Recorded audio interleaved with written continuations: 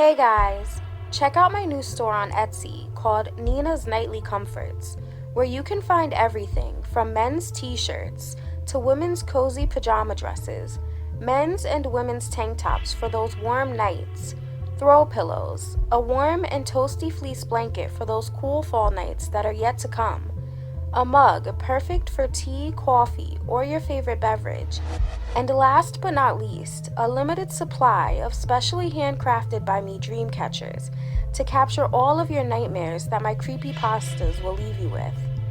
Everything to get you comfortable and in the right mood to listen to your favorite creepypastas. You can find the link posted below in the description and also in my community tab. And if you haven't already, remember to subscribe to keep me in your nightmares.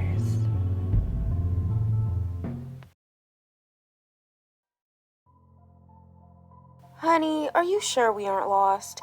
We've been on the same road for the last half hour and it doesn't look familiar. I don't think that this is the way we came when we were heading to my parents' house. Why don't you just take a look at the map? My wife Janine says to me as she shoves the map in my face. Smacking it away, I tell her, "Will you stop doing that? I'm trying to drive here. You know those things aren't good for shit.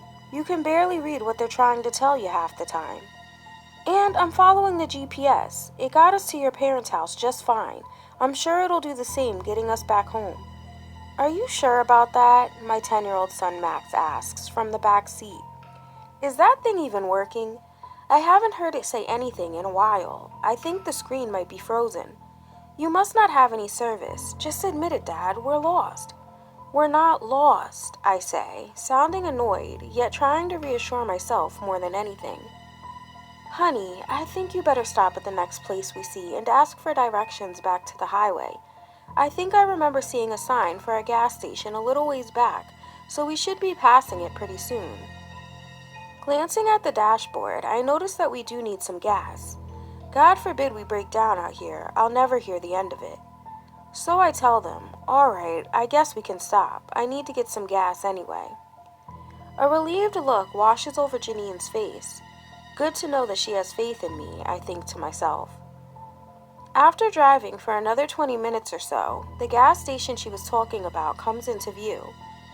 "Oh, there it is," she shouts, pointing as if I could miss it with all of those bright lights shining anyway.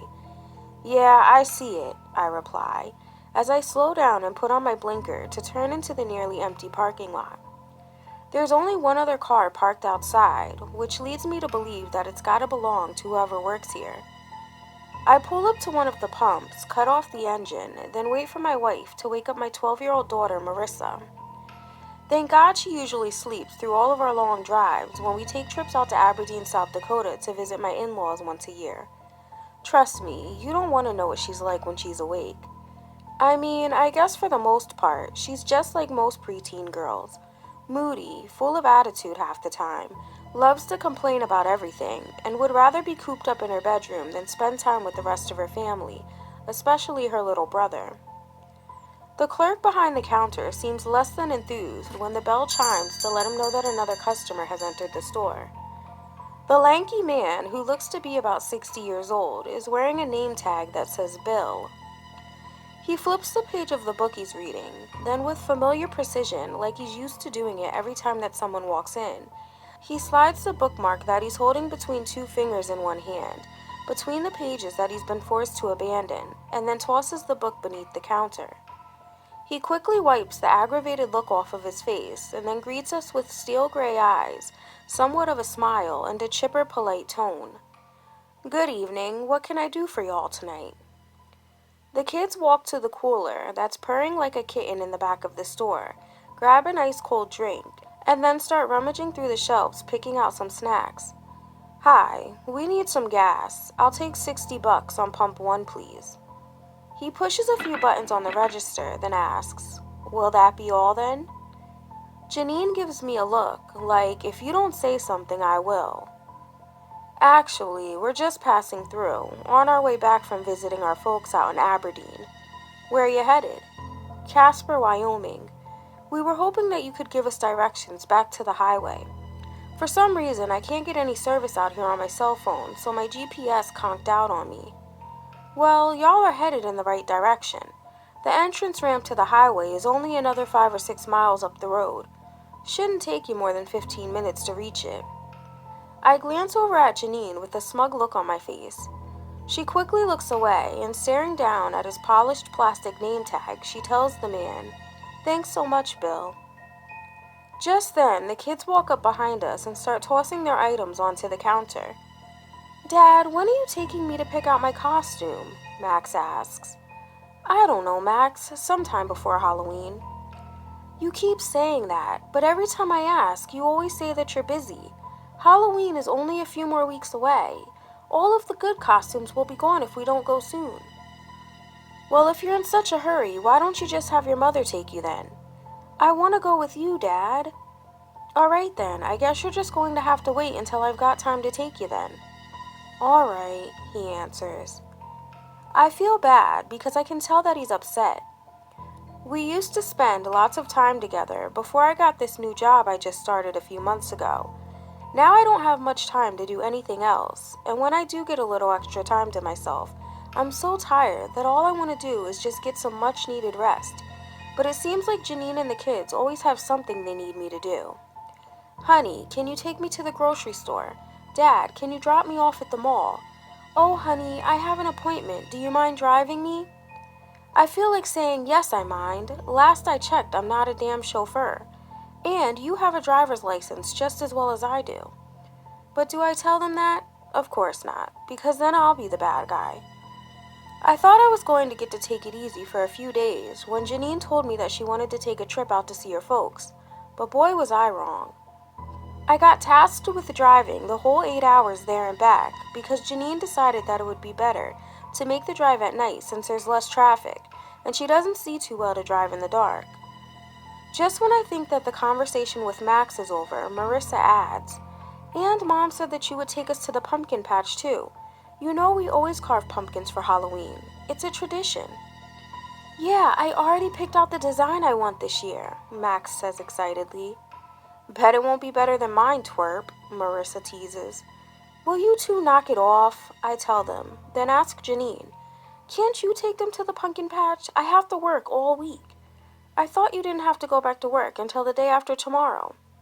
"Well, I would like to take it easy and not have to do anything for one day. Is that too much to ask?" "Fine, I'll take them. The only reason I haven't already is because they said that they wanted to go pick out pumpkins with you." Max butts in. "Yeah, Dad, you always pick out the best ones." Looking over at Bill, standing behind the register at the counter, listening to our every single word, I tell them, "Why are we talking about this now? We'll figure it all out once we get home." Bill tells me my total. I hand him a $100 bill to pay for the gas and other items, and then he gives me my change and we all head to the car. The kids and Janine climb back inside while I start pumping the gas. While I'm pumping it, I just so happen to glance back over at the store, and I can see Bill through the glass window. He's talking on the phone to someone. Just as he turns around and catches me watching him, he hangs up, and I quickly get back to pumping my gas. Just as I'm finishing up, he walks outside. "Excuse me, I hope you don't think that I was eavesdropping. I couldn't help but overhear your kids talking about wanting to go to the pumpkin patch." Just then, Janine rolls down her window. "Is everything all right?" "Yes, everything's fine, miss. I just came out here to tell your husband that there's actually a pumpkin patch not far from here.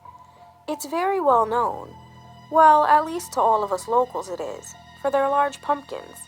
They've even won a few competitions before for biggest pumpkin and best carved design. You know, those types of things. And I have to say that their prices are very reasonable as well. I've been there a few times myself. It's a really nice place." "Well, thank you, Bill. That's very kind of you to let us know, but we've really got to get back on the road." "Well, if you change your mind, like I said, it's not far from here. It's actually right in the direction that you're headed. You've got to pass the road to get there on your way to the highway." "Oh, honey, we might as well stop. Like Bill said, we're headed that way already anyway." "Yeah, Dad, please, can we?" Max shouts from the back seat. I let out a sigh because I'm just so damn tired, and all I want to do is get home as soon as possible and climb into bed. But I can see the excitement on the kids' faces, and I don't want to let them down. Plus, I already know I'll have to listen to Janine complaining the rest of the ride home if I don't agree to go. Sure, why not? I answer with a forced smile. I thank Bill, shake his hand, and then just as I climb into the driver's seat, he says, "It's called Plenty o' Pumpkins. There's a big sign on the side of the road letting you know when to turn off. You can't miss it." We drive away as Bill stands there watching us and waving goodbye. "You know what would be so cool, Dad?" Max blurts out while he plays with his action figures in the back seat. "No, Max, what's that?" "If I could be a superhero and save a whole town." Marissa tells him, "First of all, everyone knows that superheroes aren't real. And even if they were, why would you want to be one? All they do is constantly go around looking over their shoulder for villains, and then they have to wear a mask to hide their true identity, so no one would ever even know who you really were." "Okay, so what? They have to make sacrifices sometimes." Marissa laughs. "You mean sacrifices, you dummy?" I giggle to myself too, but then scold her for calling her brother a dummy. After a few more minutes of listening to the two of them bicker back and forth, I see the sign for the pumpkin patch and make the turn. I breathe a sigh of relief, glad that we're almost at our destination, hoping that this will stop all of the arguing and keep them occupied at least for a little while. "Is it closed?" Marissa questions, when she sees that there are only a few cars in the parking lot. "I don't think so. The sign said that they're open from 11 a.m. to 9 p.m. daily."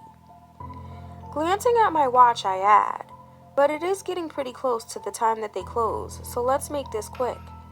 "Okay," the kids say in unison as they unbuckle their seatbelts and jump out of the car. Thanks to the rainstorm that we were blessed with earlier in the day, we trudged through the muddy parking lot. Great, I think to myself. Now we'll be sliding all over the place, holding the weight of our swollen pumpkins on our way back to the car. Not to mention, our suitcases will probably end up all wet and muddy from them rolling around in the trunk. I hope I can find something back there that I can wipe them off with. As we approach the entrance, a slight breeze begins to blow, and a single golden leaf cascades down from one of the many trees. Spinning through the air, it looks as if it's dancing. It blows past my face and lands lightly on the ground right at my feet, its vibrant color standing out against the amber and bronzes of the other leaves beneath it. "Come on, Dad, aren't you coming?" Max calls. I quickly catch up, and as we walk past the little booth, which is where I assume you go to pay for your pumpkins, a woman steps out, startling us. "Oh, I'm sorry. I didn't mean to give you all a fright."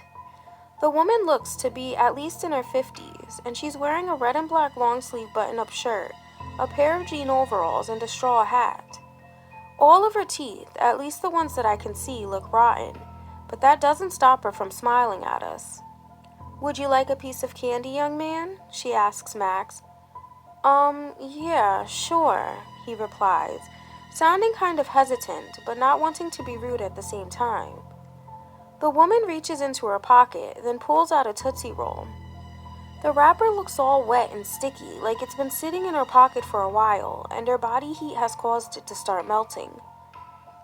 As Max reaches out to take it, I lower his hand with mine and tell the woman, "That's very kind of you, miss, but he just ate a bunch of candy. He doesn't need any more." Max begins to protest, but when I shoot him a look, he catches on to what I'm doing. "Don't want to rot your teeth, now do you, Max?"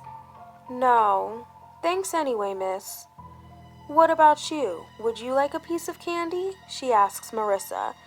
"No thanks. I'm not really big on candy. I'm just here to get a pumpkin." "Well, you're in the right place. We grow over 15 different varieties here. We've got everything from baby pumpkins to giants. But we are getting ready to close here soon." "Don't worry, we'll make it quick," I assure her. "All right then, I won't hold you up any longer," she says, as she slowly shoves a piece of candy back into her pocket and then makes her way back over to the booth.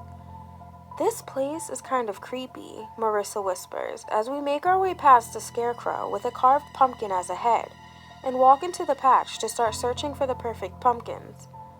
"You guys insisted that we come here, and now we're here, so hurry up and pick a pumpkin. The faster you do, the faster we can get out of here." We split up. Max and I start looking on one side of the patch together, while Janine and Marissa go off in the opposite direction. The place is pretty big. It looks like it goes on for miles, and all you can see, any way you look, are more and more pumpkins. And right in the middle of the patch is a massive jack-o'-lantern. It's gotta be at least 15 feet tall. Max notices it at the exact same time that I do. Wow, Dad, do you see how big that jack-o'-lantern is? It's huge. Yeah, it is. Biggest one I've ever seen. Do you think that we could grow one that big? Keep dreaming, bud. Plus, I don't think you really have any way of actually knowing how big a pumpkin is going to turn out when you plant the seed. Well, looks like they do have some pretty big pumpkins here. Let's try to find the biggest one we can. Glancing at my watch, I tell him, "Alright, but they close in 15 minutes, so we better make it quick." We search 6 rows of pumpkins, and Max still hasn't chosen one. Just as we move on to the 7th row to keep searching, I hear Janine shouting.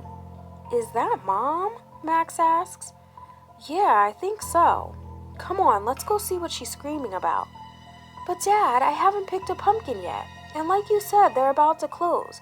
We've only got a few more minutes left." "I hope you're not suggesting that I leave you over here all alone." "Why not? I'm not a baby. I can look after myself." "Baby or not, let's go, Max," I tell him as I start walking away. I hurry through the pumpkin patch to the other side toward the sound of Janine's frantic screams.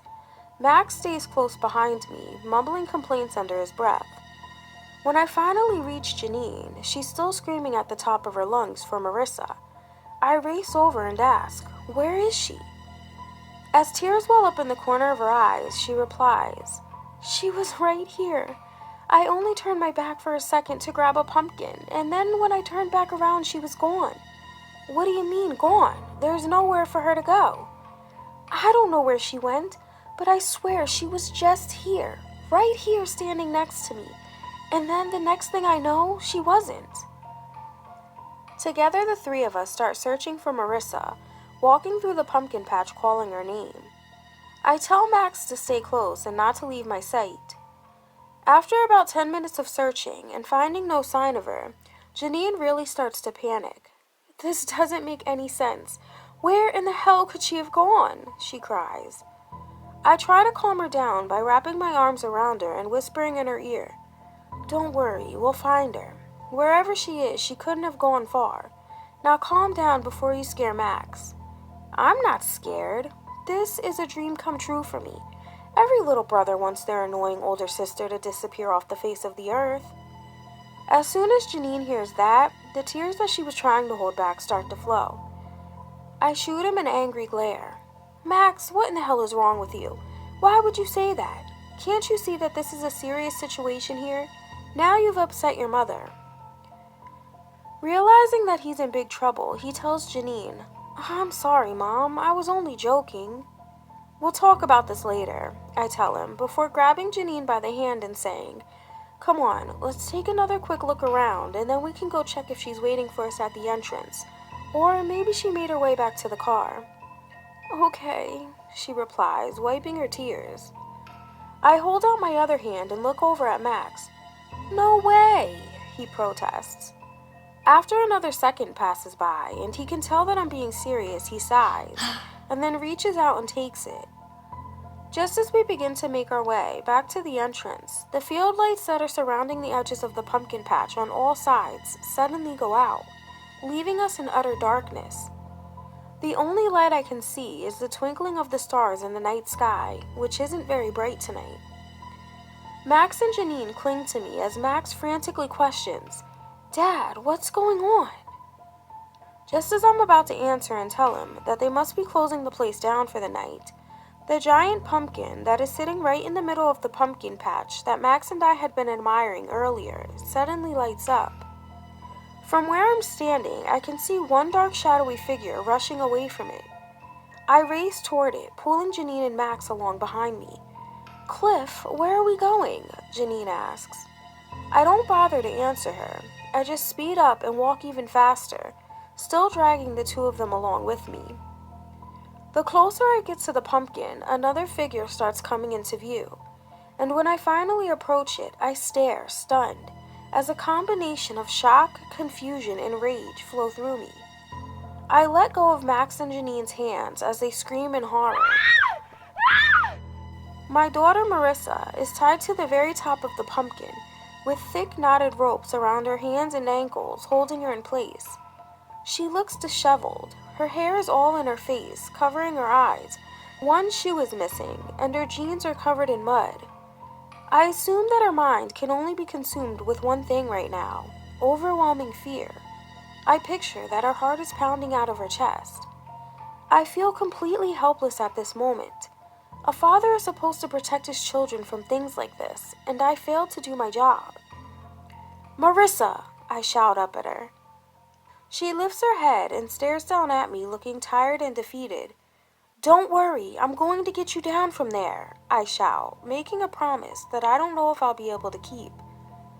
She manages to nod her head, but she doesn't say a word. I don't know if it's because she has something in her mouth that's preventing her from talking, or if she's too terrified to make a sound. Janine starts to rush over, but I tell her to stay back and watch Max. Then I grab a hold of the corner of the mouth of the jack-o'-lantern and attempt to climb, but its skin is still slippery from the rainstorm that we had earlier in the day, and all I do is keep sliding back down.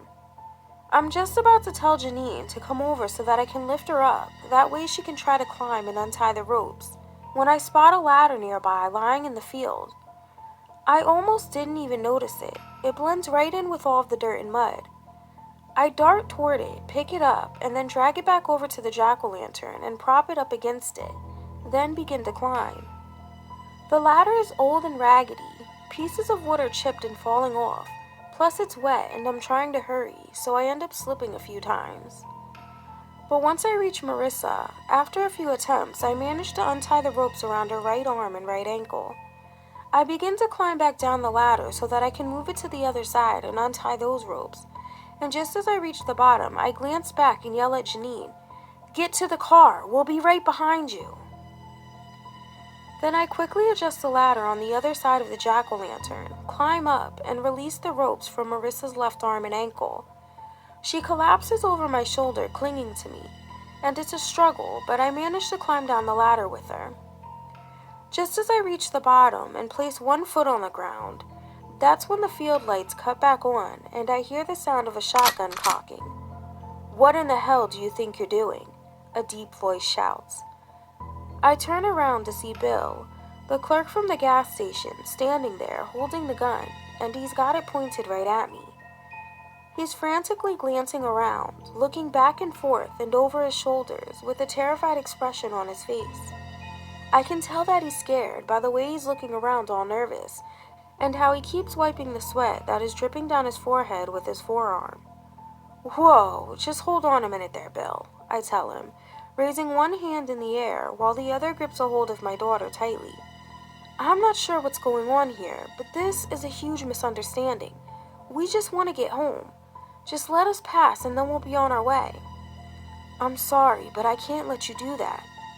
Please, just let us go. We won't tell anyone anything." He shakes his head. "You don't understand. I don't want to do this, but if I don't, then the whole town is doomed. It will kill every one of us." "Who, Bill? Who's going to kill you?" That's when I noticed that the dozen or so pumpkin scarecrows that I saw throughout the pumpkin patch field while we were walking around, a few of them seemed to be missing.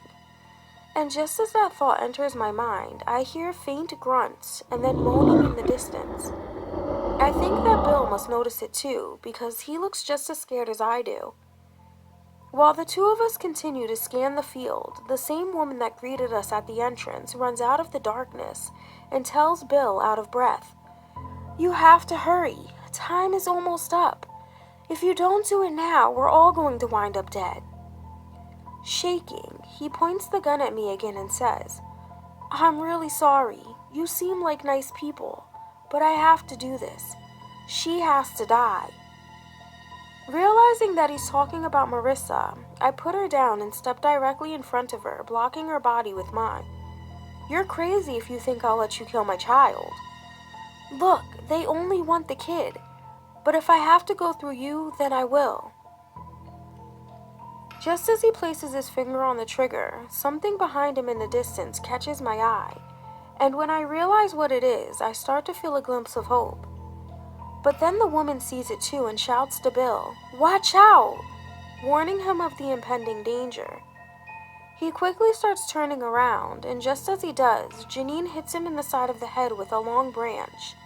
It catches him off guard, and he stumbles, giving her just enough time to grab a hold of the gun. When I see that she's struggling with him, I run over, punch him square in the face, and begin wrestling with him. It's pretty easy for me to overpower him since he's a lot older and slower than I am. While we're fighting over the gun, I do my best to keep it pointed straight up in the air. Just in case it goes off, I don't want anyone to wind up getting shot. Marissa and the woman are in the background screaming. I rip the gun out of his hands, stand towering above him, and point it directly at his face as he lies there, cowering on the ground. And he's extremely terrified of me, up until we hear the sound of a timer going off. Then he glances down at the watch on his wrist, then back up at me and holds his hands up in front of his face. "It's too late. Now we're all dead," he tells me. The woman is behind me, panicking, pacing back and forth, crying. What are we going to do now? I call Marissa over, and she sluggishly makes her way to me, and then both her and Janine stand behind me while I keep the gun focused on Bill. "Where's Max?" I whisper to Janine. "He's safe. I locked him in the car. I only came back because I heard arguing." "Bill, now what in the hell are you talking about? What do you mean we're all going to die?" Before he has a chance to answer, the woman screams, "It doesn't matter. It's too late now. You should have just let us take her." Just as the last word leaves her lips, I hear something running around through the fields, and then the same low grunts and moaning that I heard only moments ago, only this time they intensify.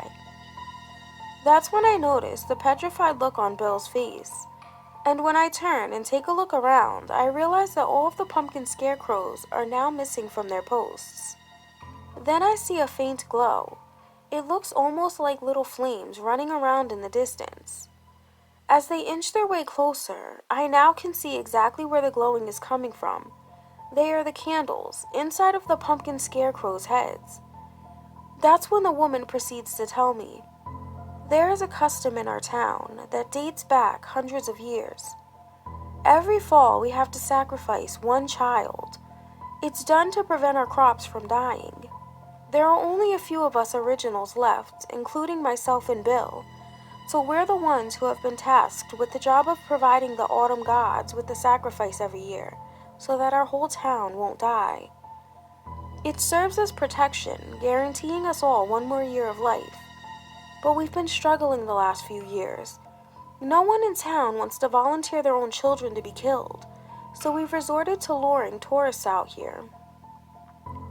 She pauses and stares all around us with fear in her eyes as the pumpkin scarecrows make their way closer and closer. I aim the gun at one of them, then another, but they are just moving way too fast. The closer they get, I see the actual evilness in their faces. They aren't as innocent looking as I had originally thought. The evil grins on their faces make them look demented as they close in on the woman, and she tries to run over to where the rest of us are, but then one of the pumpkin scarecrows reaches out and grabs her, then shoves her hand right into its mouth. Her screams echo all around us as it bites down, and I can hear the crunch sound it makes as the bones in her hand break. When she manages to pull the remainder of it out, she's missing 2 fingers, and blood is gushing all over the place. While she's standing there staring at her hand in shock, the same pumpkin scarecrow snatches her by the hair and then starts dragging her off through the field toward the woods. Bill takes a step forward, like he wants to do something to help her, but all he can manage to do is shout, "Patricia!" which I assume must be the woman's name. I let off 2 shots into the air, thinking that it'll distract them so that she can try to get away. "I think that scared them," Janine says, but I can see that it doesn't faze them. And then all of a sudden, a moment later, they just stop. Every single one of them. The pumpkin scarecrow drops the woman, and she's now lying on the ground hysterical, trying to calm herself down. The grunts and moans that I had been hearing and I've come to realize were coming from the scarecrows cease. Now, other than the woman's cries, there's only stillness and absolute silence. Until I hear Max scream, and then the sound of glass breaking. I start racing toward the parking lot where the car is, but by the time I get there, all I see are 3 pumpkin scarecrows lying on the ground. But their faces are no longer glowing and distorted. They are now only covered in blood. As I take a few more steps, I see that there is blood all over the inside of the car as well, and Max is nowhere to be found. Bill walks up behind me, places his hand gently on my shoulder and says, "I'm so sorry." Then the woman, Janine and Marissa, walk up. Janine and Marissa burst into tears, but the woman just looks relieved as she says, "Thank God. At least they got him, because if not, we would all be dead." Anger rushes through me, and I turn and point the gun at her. But then Janine walks over and gently lowers it so that it's pointing at the ground, and then shakes her head at me as if she's saying, "Don't do that." I get a horrible feeling in the pit of my stomach, and as I drop to my knees and think, I can't believe this, tears start to stream down my cheeks. That's when Bill says, "Think of it like this. He's a hero. He saved the whole town." That's when Marissa walks up behind me and hugs me as she whispers in my ear, "He did what he said he wanted to do. He saved the whole town. He's a superhero now." I squeeze her tightly as I think to myself, yeah, he might have saved the whole town, and that makes him a superhero to us. But when he said that superheroes have to make sacrifices sometimes, this isn't the type of sacrifice that he had in mind.